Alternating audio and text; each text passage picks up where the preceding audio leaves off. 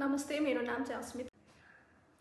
नमस्ते, मेरो नाम सोनिया अधिकारी। रामपुर पाल्पाबाट मैले 2022 मा चाहिँ ब्याचलर इन नर्सिङ पास गरेको अनि त्यसपछि 3 इयर्स चाहिँ नेपालमै काम गरेँ।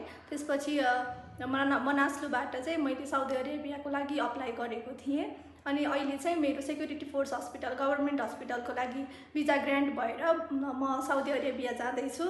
त्यसको लागि चाहिँ मनास्लु इन्टरनेसनललाई चाहिँ धेरै धेरै थ्याङ्क यू भन्न चाहन्छु। म चाहिँ कपन काठमाडौँबाट म चाहिँ ब्याचलर अफ नर्सिङ गरिसकेको नर्स हो र म चाहिँ पहिला डाक्टर सुलेमान अल हबिब हस्पिटलमा 2 इयर्स काम गरेर ब्याक टु नेपाल फर्केको थिएँ र मैले चाहिँ गभर्नमेन्ट हस्पिटलमा एप्लाई गरेको थिएँ र आज चाहिँ मेरो सक्सेसफुल भएको छ गभर्नमेन्ट हस्पिटलमा र म चाहिँ अब जाँदैछु। तपाईँहरू पनि कोही ब्याचलर अफ नर्सिङ गरेको हुनुहुन्छ र 2 इयर्स वर्किङ एक्सपिरियन्स छ भने तपाईँहरूले नि एप्लाई गर्न सक्नुहुन्छ र लाइसेन्सको लागि चाहिँ तपाईँहरूले यही नेपालबाट नै लाइसेन्स लिनुपर्छ।